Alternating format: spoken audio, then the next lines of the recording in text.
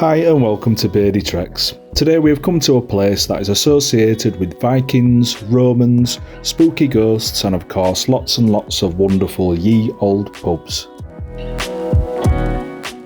Yes, that's right, we have come to the historical city of Milton Keynes. Only joking, yes, we've come to York.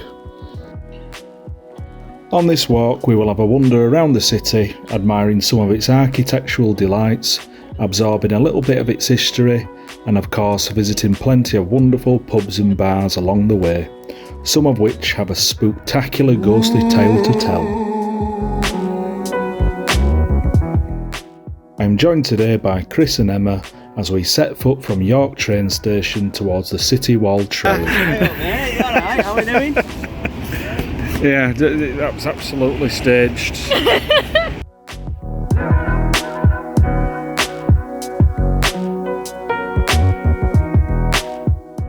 The historic York City walls were originally Roman walls that were used as a fortress in Roman times to defend the city against intruders. I woke up this morning at about 4. Don't you know in your head you've got to get up early? Yeah. No regrets, it's been a good morning. So yeah, I've got all the shots which you're going to go, come on Phil. We can just take more videos of Windsor drinking and and Emma going, eh? Look up there, it's Brian's disabled boy. Oh, that's my little disabled boy. There are various gatehouses around York known as bars, which were used to restrict traffic into the city and extract tolls or just shoot unwelcome visitors with arrows. Note to self, inquire about building a gatehouse in front of my house. Right guys, so today we're going to have a little walk around York. Okay, bit of an history tour with me as your boring guide. Right. And then after that we'll get something to eat because like on the last video when we went to that beer festival, we didn't eat and we were sloshed. So we'll get something to it, line our stomachs. Then we're going to go visit a few pubs. And the interesting thing about York pubs is that they've all got a little bit of history, a bit of a tale to tell, a few ghost stories. Oh. And I was thinking maybe we finish up at Brew York. Yes. The weather's so good today again. So let's crack on. We're going to walk up wall now, down there where that little man down there is. And then we're going to go into York and mingle with the other tourists and yeah, see what we can find.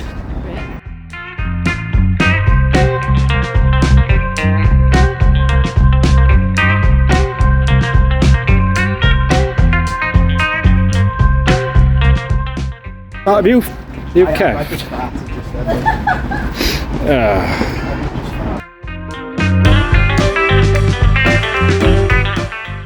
I reckon there's got to be a rule about these little treks.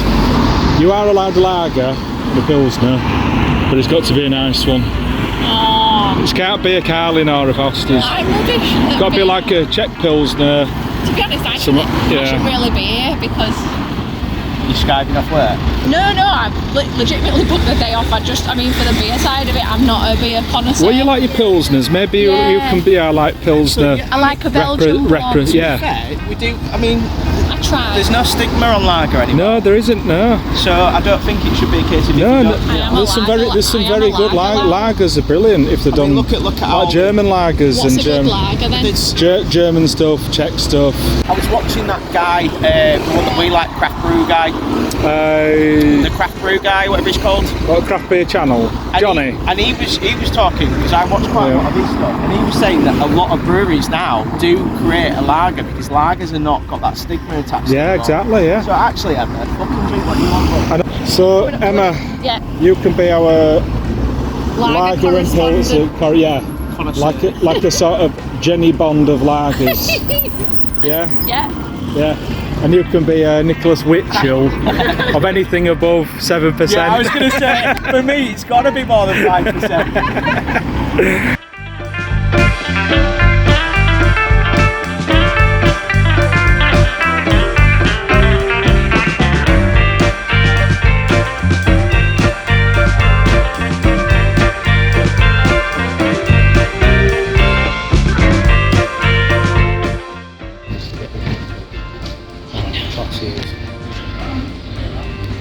a regular now. Please can I have for 3 swords? Thank you. So we arrived at our first pub on this stop, called the Minster Inn, which originates from the 1820s. I have been here once before, and it is lovely and cosy inside over the colder months, but Minster Inn also has a decent little courtyard outside, so we decided to sit there.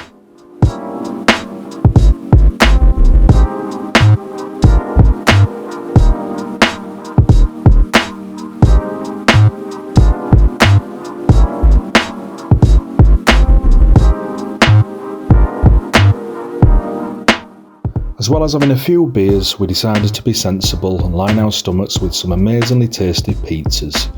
Our fave was the goat's cheese, fresh fig, prosciutto pizza with chili-infused honey and rocket. Well, aren't we trendy?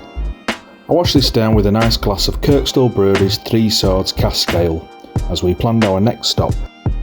With the aid of this wonderfully helpful guide I purchased from Etsy seller Within the Walls, which is a social media account I follow to get some lowdown on the pubs around York.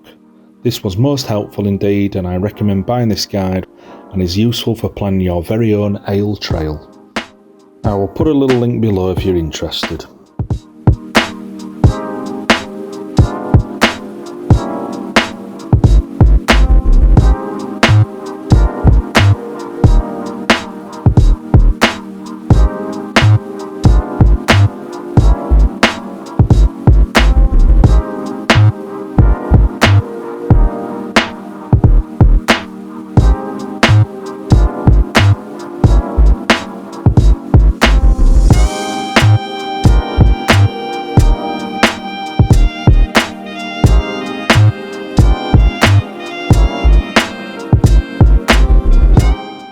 Our next stop is the Eagle and Child pub on High Petergate, which is a 17th century building boasting great reviews for its rustic food and brilliant drink selection. In the 1960s, the Rolling Stones signed their name in lipstick on the wall of the top floor. This rock and roll graffiti has managed to be preserved. Today the pub welcomed another old rocker in the form of Chris, but unfortunately he forgot his lipstick. So we chose our beverages and sat in the beer garden as the weather was too lovely to stay indoors. But again, this pub will be equally as lovely to visit in the colder months with a nice roast dinner and a pint of cask. What are you drinking then, Windsor? So I've gone for a Brass Castle Brewery. I've never had one before, to be honest, and I've really seen them. It is a passion fruit powers. I think it was called Passion Powers. I think it was called.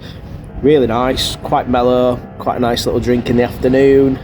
About 4.6, which obviously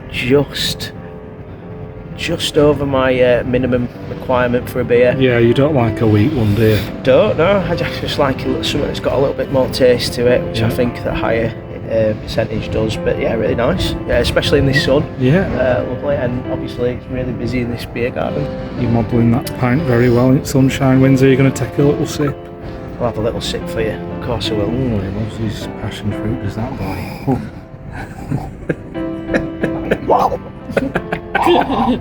Hey Emma. So we go, what? Where you go, What are you drinking? Leodis Lager. Oh right, is it nice? Yeah, it is nice. What's the tasting notes, would you say? Oh, I'm not good at that, mate. Is it just like a nice lager? A nice lager, nice and crisp and fizzy. Alright, have a drink then. On a summer's day. That leaves me. I'm having this, which is called Turning Point Disco King.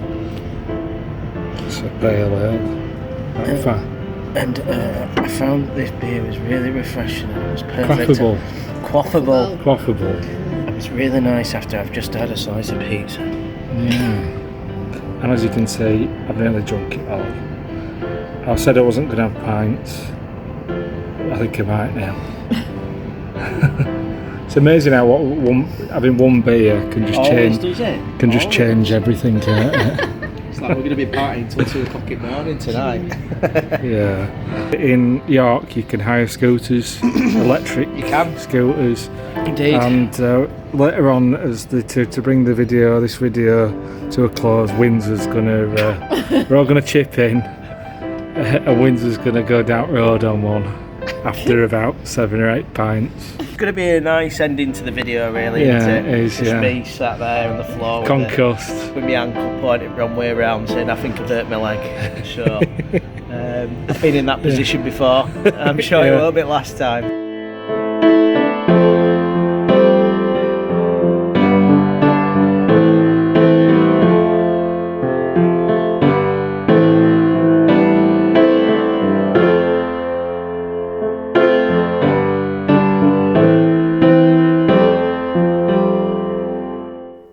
We supped up as our walk takes us past one of York's most famous landmarks, York Minster. York Minster was completed in 1472 after centuries of building, and is one of the largest of its kind in Northern Europe.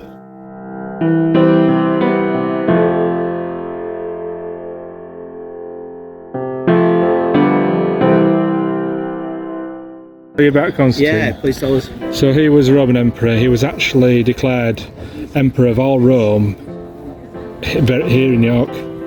So Really? yeah. Wow. So obviously Romans conquered most of Europe or whatever. Yeah. But he was actually declared as the new emperor in York. In York. Yeah. Wow. So, Did he establish the religious foundations of Western Christendom? I think you're actually No, he was one of the first. You're right. Oh, right. I'm gonna. Yeah, because he was one of the first emperors to buy into Christianity. Look, he converted. Yeah. So I actually didn't know you'd read that. So yeah. So the reason why Emma got that right is because of that. It's me trying to be a clever dick, and she's reading from fucking script. Our next stop is a Grade 2 listed pub called the Golden Slipper. The building dates back to the 14th century. There are stories of the pub being haunted. These hauntings were linked to the discovery of a medieval child's shoe found in the walls in 1984 whilst the building was being decorated. Perhaps the ghost might have just been mistaken for a decorator's dust sheet. Who knows? An exorcism later took place to remove the spirit, but I do believe now and again Linda Blair goes back for the occasional pint or two. So we're at Golden Slipper at the moment. Slipper, the magic slipper, which we are going to see if Emma's going to be like our Cinderella, and we're going to put it on her foot. If it don't, then she's one of Ugly Sisters, isn't she? Clearly. A nice pint of Ossett Blonde, which is rather nice, in this little quaint beer garden, which we've got all to ourselves. We're kind of doing beer gardens today because it's far too hot, and Windsor's drinking. What are you drinking, love? I can't even remember. Oh, Citra. Cool Citra. Cool Citra. By who? Don't ask me that, I can't remember. Up there, we're at Golden Slipper. And I think we're going to go down there because that's Snitch Inn is the oldest pub. Well, there's about 5 pubs that claim to be the oldest pub in York. This is one of the oldest pubs, and apparently it's haunted. I think it's home to some fella called One-Eyed Jack. Why is he called that? I had in fact got that wrong. One-Eyed Jack resides at the Golden Fleece pub. More about him and his one eye later.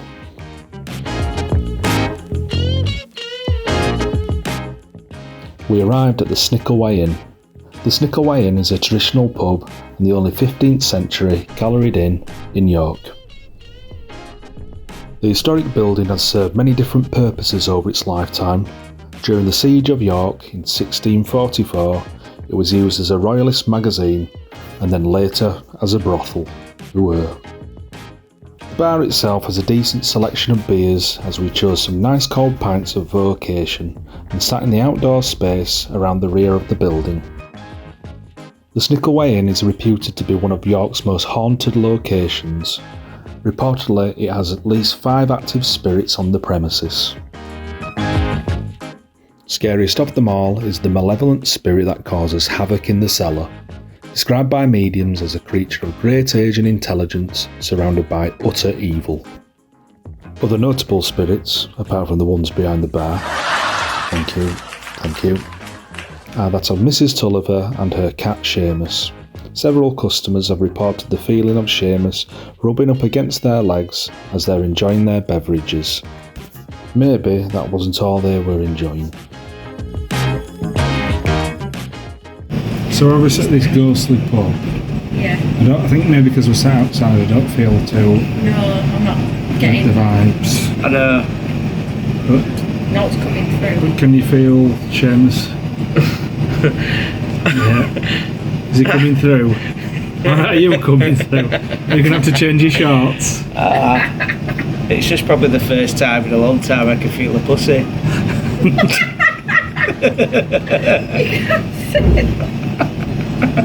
Just did it. I do think Ghostbusters need to strongly think about relocating from New York to Old York. In total, it is said that there are around 365 pubs in York, a pub stop for every day of the year, although I'm not sure one's liver would approve of this. Here are some other notable pubs that are worth a visit in York, starting with Emma's new best friend. The Golden Fleece dates back to the 16th century and claims to be the most haunted pub in York. A ghost named One-Eyed Jack, wearing a 16th century red coat and carrying a pistol, has been seen in the bottom bar. He sounds like an absolute top bloke if you ask me. The Old White Swan is a 17th century pub that laid at the back of a coachyard. A tradition holds that the pub is haunted by the ghosts of a group of Catholics planning an escape to France, who are said to rearrange chairs in a circle and relight a fire overnight. The Old Star Inn. In 1644 it was named The Star. The building's lying at the back of the coaching yard off the north side of Stonegate. This makes it the pub in York which can demonstrate the earliest date for its licence. After the Battle of Marston Moor, the inn was used as a hospital for wounded soldiers. It is from the cellar that most of the ghostly activity occurs, with screams and groans of wounded soldiers are often heard. The Three Tons is an 18th century pub located on the busy Coppergate Road. Popular with tourists as the building has a slightly jaunty character about it. The House of Trembling Madness has two sides. The smaller of the two, on Stonegate, which has a shop selling a mind-blowing array of bottles and cans. And the larger of the two, located on Lendal, has 25 lines over 2 floors and looks really cool inside. Unfortunately, we were seeking outdoor refreshments, so this one got overlooked on this occasion, but I will certainly be planning a visit next time round. Our next stop, located off St Helens Square, is Landlord Sellers.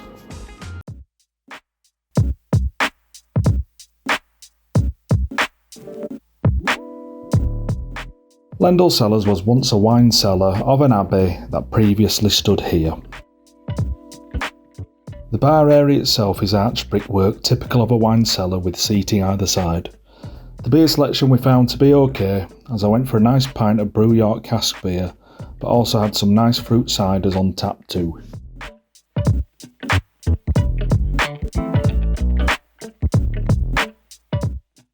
As we sat outside to enjoy the last dregs of sunshine.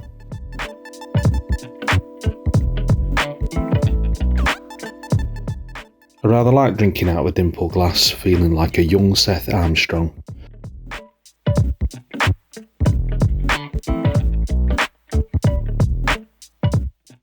And then we moved onto our final stop, to a brewery that we were all very fond of.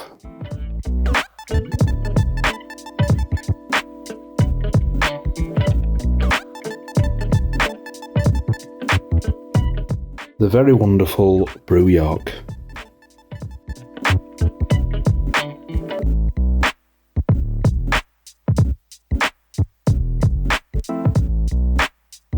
Brew York's Bavarian-style beer hall on the first floor of the Walmsgate site has over 40 beer taps, and it boasts the largest and widest selection of beers, lagers and ciders in York and the surrounding area. There's no stout about it. It's funny, isn't it?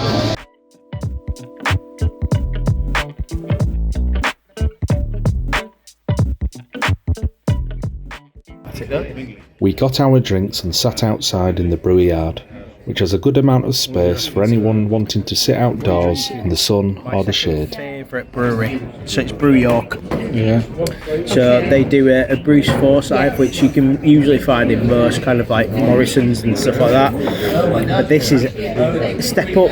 So this is Deuce Forsyth. So it's 9%. I think it's 9%. So you've got 2/3 of this. I'm going to be absolutely so after it. But yeah, very tasty. Very tasty. Nice. Brew York was created by founders Wayne Smith and Lee Grabham, who met at a mutual friend's bachelor party do and soon began home brewing together after sharing their passion for craft beer. Brew York was soon born in Wayne's shed in 2013. In 2016, a brewery with an on-site bar was built in York city centre. Yeah, so like something like dark and fruity. So it's something stouty, but like It's got cherry, kind of, yeah, please. I like Brew York's outlandish pastry sours and stouts, which are always packed full of interesting adjuncts, and the names of the beers are always imaginative. For example, Schooner Matata, Katy Berry, Whoopi Goldberg, and my personal favourite, Fairy Tale of Brew York, which is their annual Christmas beer release. Ooh. I'm getting sort of like a light, very light. It's really nice. It's like a really light gooseberry type.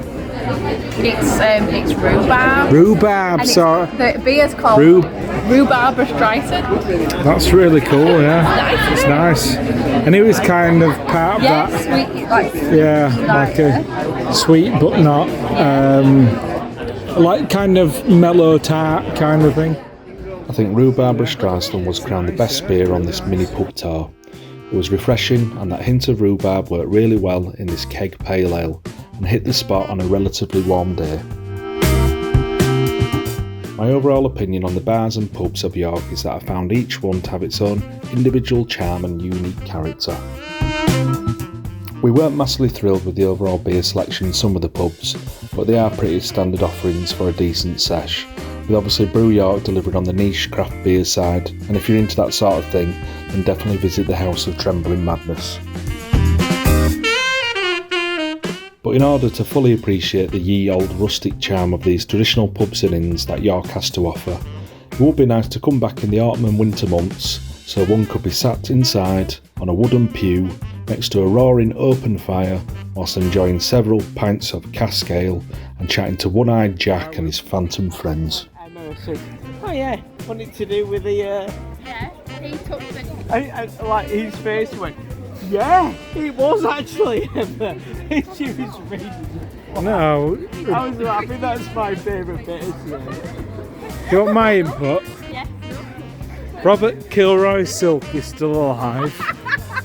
The cheeky girls are still alive. It's alive. Yeah.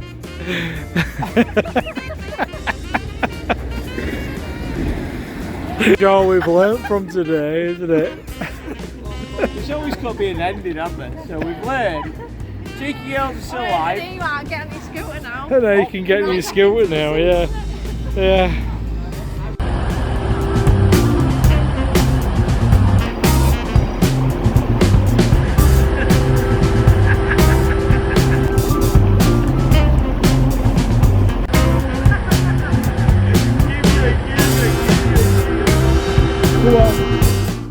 So we walked back to the train station after our spooktacular good walk around York's haunted pubs.